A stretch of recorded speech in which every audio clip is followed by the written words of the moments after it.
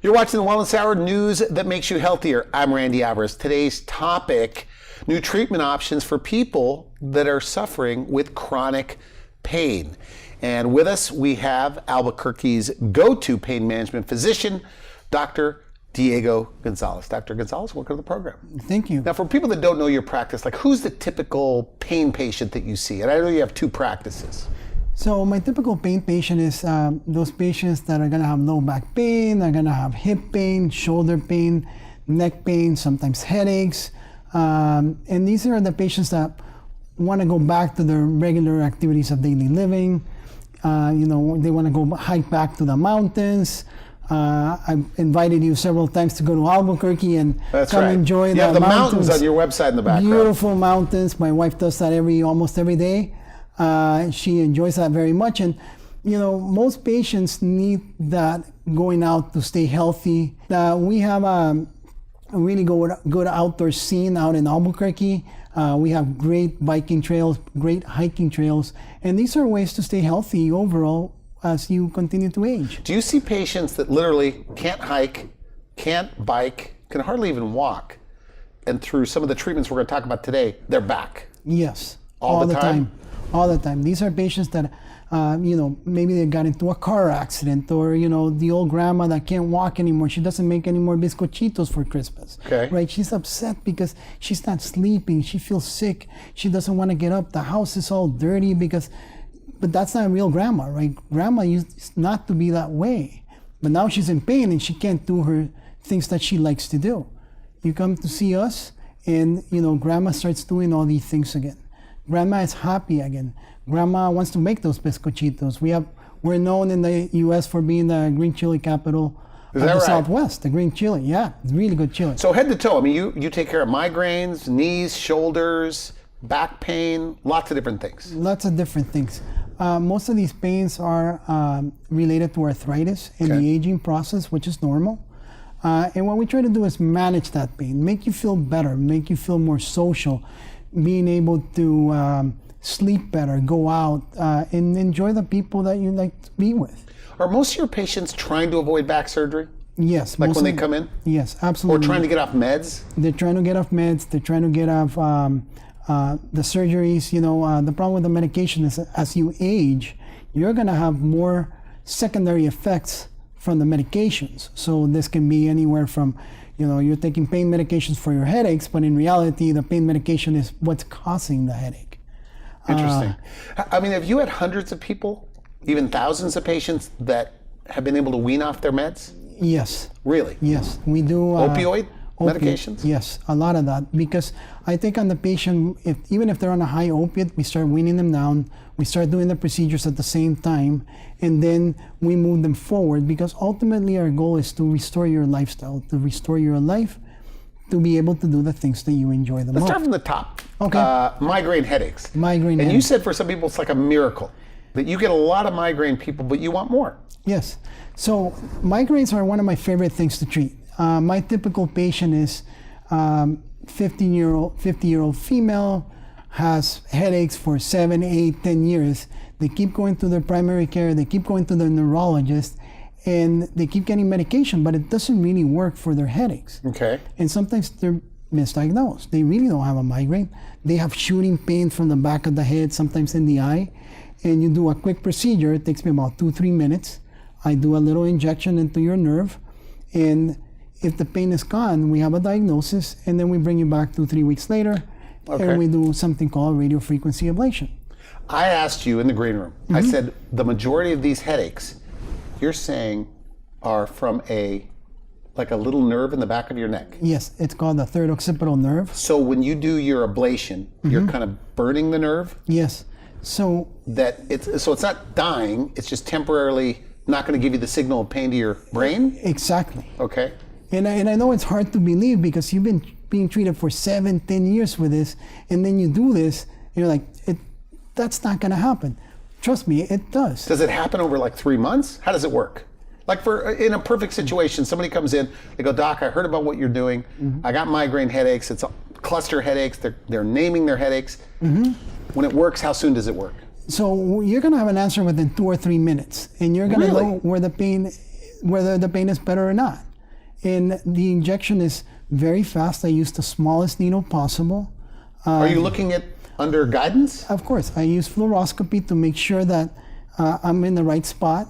And then I inject a little bit of local anesthetic, no different than when you go to the dentist, right? Okay. We've all been there. And I use about half a cc of lidocaine, and if So they go, and they go, it's wow, better. My headache's gone. My headache's gone. Do you tell them to come in while they're having a headache? Absolutely. You have to come in when you have pain, because if you don't have the pain, then You can't test it. Exactly. So you test the procedure. If it works, then you go to the next level, which is? The radiofrequency ablation. And the radiofrequency ablation is no different than the test, than the trial. We numb up the skin, we put a special needle, it takes 90 seconds, we kind of sap the nerve so it stops producing the pain, and that should give you pain relief for about a year. And then a year later, if you want to do it again, we just do it again. We don't even have to do the trial, because now we have a diagnosis. Now, I feel like I'm in the know. We've had this show for about 24, 25 years, and it's like, this is not something I hear about. Is that the same case with these migraine sufferers? They're going, nobody ever told me this before?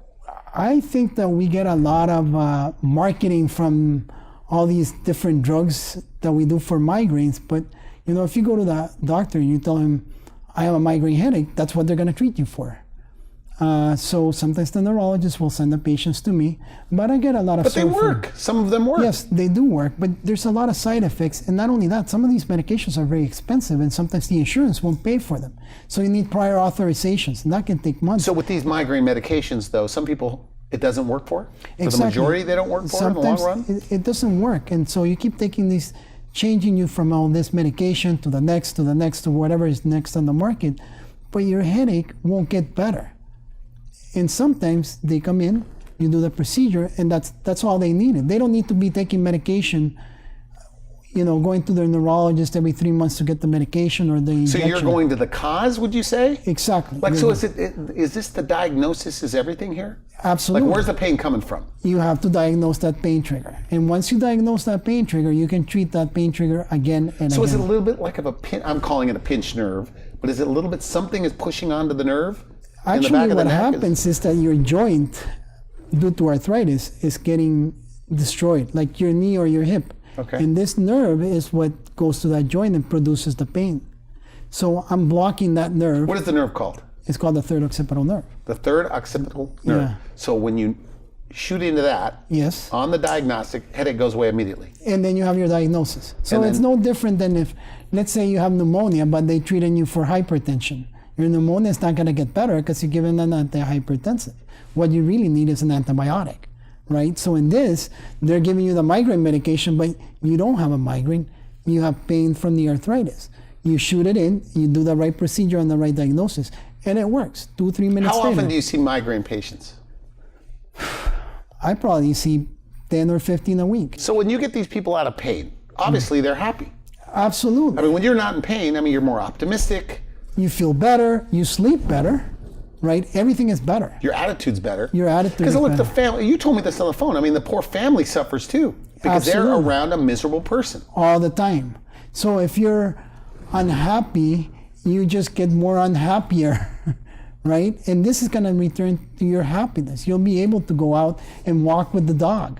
You're going to be able to come back and not have that headache all day. And then what? Then when they're better, you said that they give you cookies. Yes. So that's I love that story because, I get my own little grandmas, and New Mexico has this very integrated family kind of lifestyle, and grandmothers and cooking, and it's all about that, right? So my old little grandmothers, they come in and they're not happy, they're miserable, they're not taking care of their homes, they're thinking about the headache, they can't sleep, right? And I always tell them, you know what? If I get you better, would you bake me some cookies? Okay. And they do, and guess what? They bake me cookies. So at Christmas time, I get biscochitos, I get oatmeal raisin cookies, which are my favorite. And they start enjoying their daily lives again. They're very happy people afterwards. Okay, good for you. Now, back pain. Let's move to back pain for just a moment. Okay. What are some of the new techniques or the interventional techniques that you're using for back pain? So for back pain, we have radiofrequency ablations. Same thing that you do in the neck. You have to kind of map down. Let's start there then. Okay. What is radiofrequency ablation for low back pain, just back pain in general?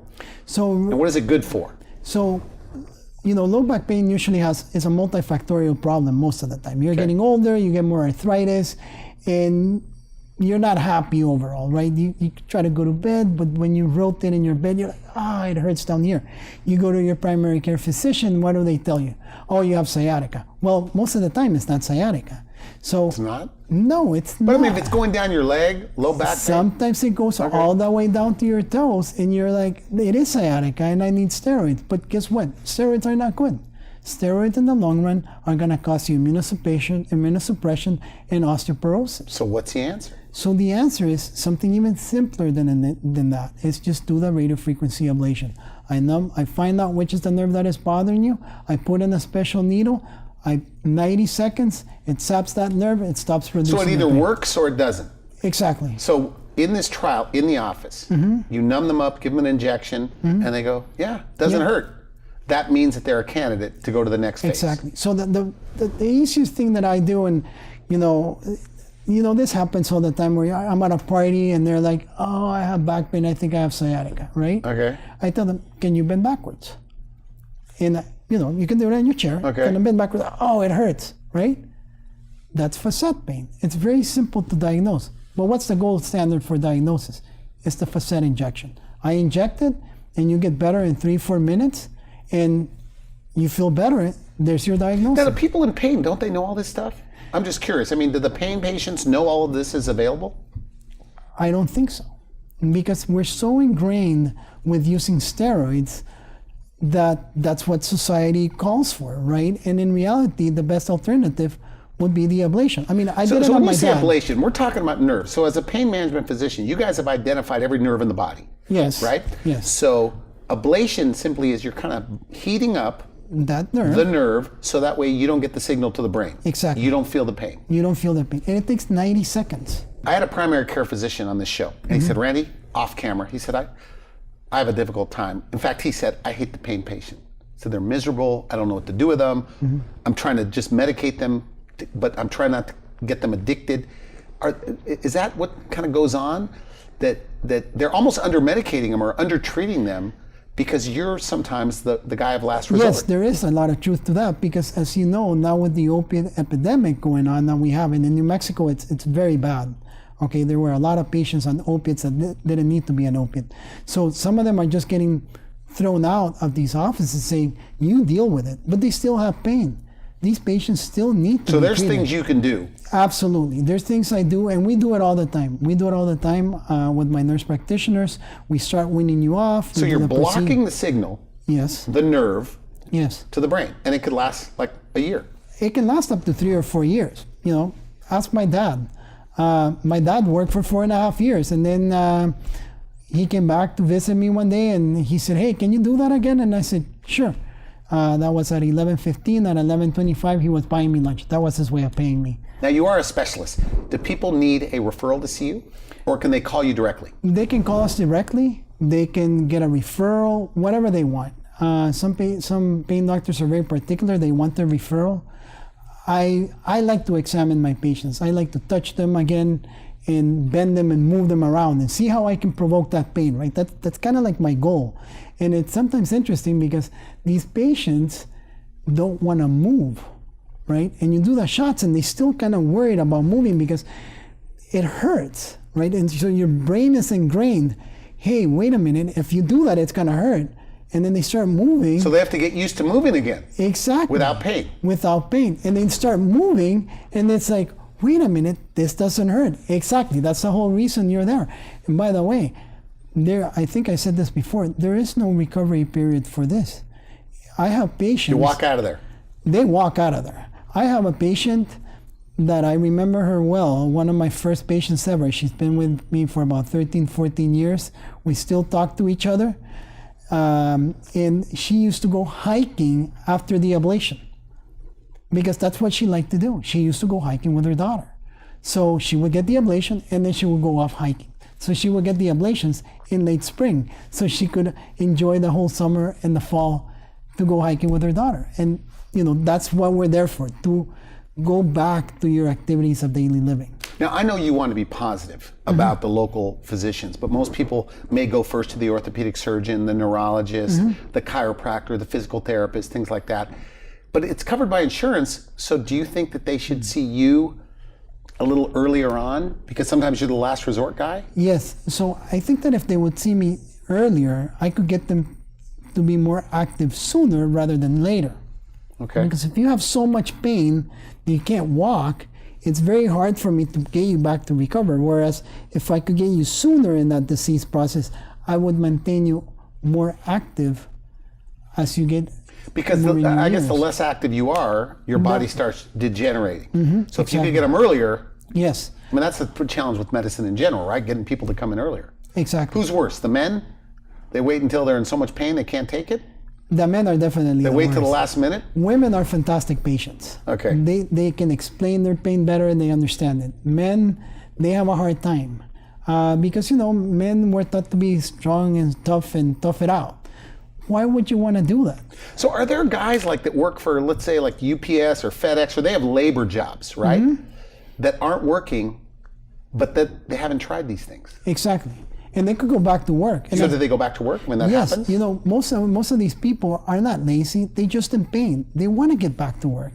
And you get them back to work, and it brings back their self-esteem. They feel better about themselves. If they're on opiates, opiates decrease your testosterone. And so you have a problem, right? Because you're 40. So no sex drive. No sex drive, no libido. And now you get them off, and you can see the faces in their significant others. And that's all I'm going to say about that. That's good. That's Yeah, good. so they get better.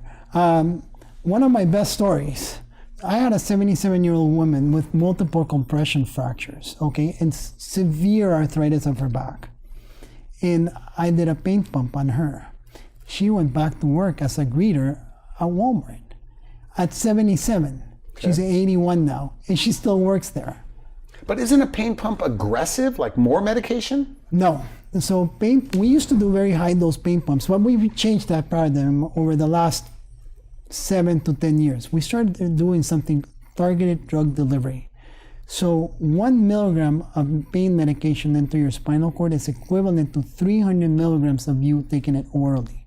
So all those constipation, feeling sleepy all the time, it's gone. So it's less medication. It's 300 But because times it's going directly to where the pain is generating. It's going directly to where the pain is getting generated. And so there's no side effects. And so you're not, the side effects are lessened, you feel better. And that's called a pain pump. And that's called a pain pump. So it's less medication. It's less medication. Not only that, it takes about 45 minutes. So whereas before we used to do this inpatient, you're home. Like in the hospital, now you could do outpatient? I can do it outpatient, and you can go home that same day. And they also have remote controls.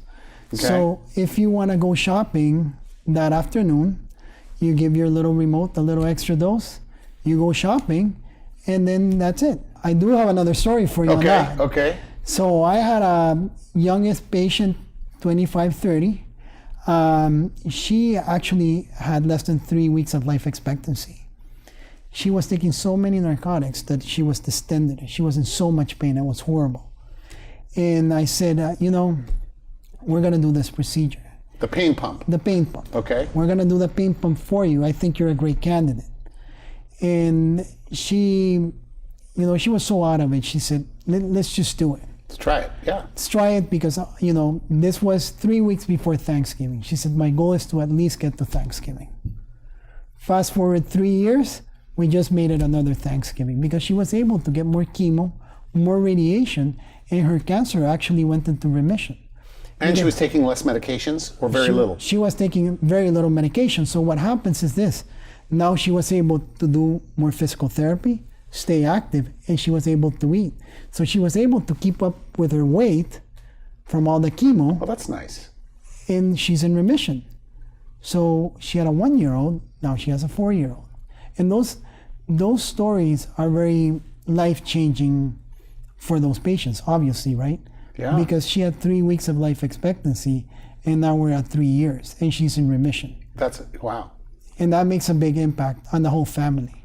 So lots of stories similar to this. It's just about people to get their life back. Exactly. They're back to gardening or walking or the Whatever gym they or want to whatever. do. And there's no restrictions. You can do your, going back to the ablation, you can get your ablation done and you can go do whatever you want that day. And for people just tuning in, the ablation is where you are kind of heating the nerve. Mm-hmm. Is it burning or heating the nerve? You're kind of heating it. Heating the nerve, blocking the signal to the brain so you don't feel like Exactly. you're in pain. Exactly. Now, I got to ask you this, and we're short on time. I did the research. There's about 400 to 500,000 lumbar fusion surgery being done. I asked you in the green room. I said, how many of those, in your opinion, we can't prove this, but in your opinion, how many of those could have been avoided with some of these minimally invasive techniques? Probably about half of them. Oh, really? Yes. And, Because nobody wants to get fused, right? sometimes you have to because there's no other choice, right? You have weakness in your lower extremity, you need the surgery. But sometimes it's just one of these facet joints that is bothering you. And you can fix that with the ablation, and that's it. You don't have to have surgery. So look, and we do this program to educate the local public and national public that, so if you've been told I need a fusion, and if you haven't seen a pain management physician that's all they do is specialized in minimally invasive procedures, you got to see one before the surgery. Is that fair to say? That is fair to say. And as a matter of fact, more and more surgeons and more insurance companies are requiring that. Oh, good. Because they want to see if we can get you off the pain and back to being functionable without you having a big surgery. Okay. Right? That's better for you and for your whole body. Okay, I got to ask you about the spinal cord stimulation. Yes. This to me is fascinating. Yes. It's how does it work? Who's a candidate? So most patients that are candidates for spinal cord stimulator have either failed back, cervical, or lower back pain. So that means they've already had a prior back surgery. So they already had back surgery. And now they're still having pain. Okay. Okay, so those are good candidates for spinal cord stimulation. Second patients are the patients that have peripheral diabetic neuropathy. So these are the patients. What does that mean? So, you probably don't know what peripheral diabetic neuropathy is, but here, I'll tell you. Well, it sounds like I get an idea. Okay, so you have this burning pain down in both legs or one leg because diabetes is eating up on your nerves. You try Lyrica and gabapentin. Okay, and it doesn't work. And then we can put in the spinal cord stimulator and that pain goes away. Okay, so this stimulator, this is one of those things also you do on a trial. They're in the office, they have back pain. Yes. Leg pain. Yes.